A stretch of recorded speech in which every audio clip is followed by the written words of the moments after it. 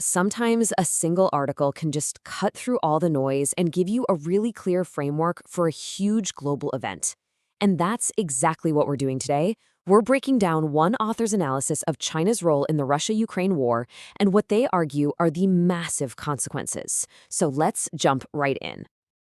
Just look at this image from Kharkiv. It's a gut-wrenching reminder of the human cost of this conflict. But, the war's impact goes way beyond the battlefield. It's completely redrawing the lines of global alliances. The article we're digging into today asks a really critical question. From this particular writer's viewpoint, what are the real, tangible consequences of China's alleged support for Russia? All right, so to build its case, the article first lays out what it calls the three pillars of Chinese support for Russia. Think of this as the foundation for their entire argument. It's all built on these political, economic, and military ties that the author believes are absolutely key to understanding the whole picture. First up, you've got the political pillar. The author zeroes in on that now famous No Limits partnership that was announced right before the full-scale invasion. And they argue this isn't just talk. It's backed up by a long history of frequent, high-level meetings, plus a peace plan that the writer claims is pretty clearly tilted in Russia's favor. Then we get to the economic pillar. And the article calling China's economic support a blood transfusion for Russia's sanctioned economy. The author points to things like soaring trade numbers and major energy deals as proof of a lifeline that, in their view, is keeping Russia's war machine funded.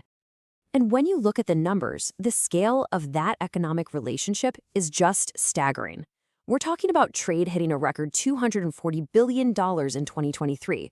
That's a jump of over 26% in a single year. I mean, think about that. It shows this incredibly rapid economic partnership happening at the exact moment Western sanctions were supposed to be tightening. And the final pillar, according to this analysis, is military support. Now, the article is careful here. It doesn't claim China is shipping tanks and jets. Instead, the focus is on what are called dual-use products. These are things with both civilian and military uses, stuff like microchips, parts for drones, and navigation tech, which the author argues are directly fueling Russia's defense industry. Okay, so with that foundation in place, political, economic, military, the author then pivots to the consequences. And the first, and maybe the biggest one, is the claim that China's actions have put a massive strain on its relationship with the United States, creating a direct collision of global strategies. And this really lays out that clash of strategies perfectly, right? The author argues that you have the US and its allies on one side, trying everything they can to isolate Russia. And on the other side, you have China doing, well, the exact opposite, providing a strategic backstop. According to the writer, these two opposing game plans have become a huge source of friction. But the author argues this isn't just about the US and China. No, they claim China's position on the war has also pushed the European Union to completely reevaluate its entire relationship with Beijing. I mean, a war happening right on your doorstep, that's a huge wake-up call for Europe. The author contends that China's support for Russia has basically hit the fast-forward button on Europe's strategic alignment with Washington. This has led to a much more unified front on everything from trade security to a serious new commitment to boosting defense spending.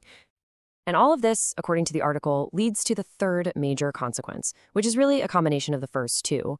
The author argues that by siding with Russia, China has found itself facing a more unified and more wary coalition of Western nations, leading to a kind of diplomatic isolation.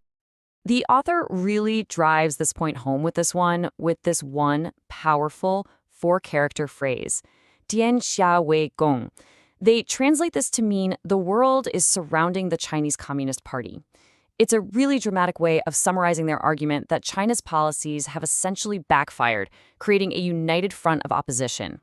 Okay, so that brings up a huge question, right? If these consequences are so severe, why would China even take this risk?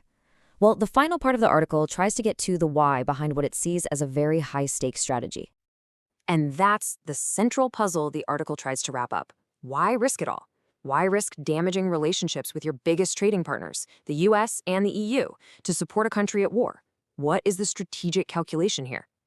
Well, according to the author, it all boils down to this one quote.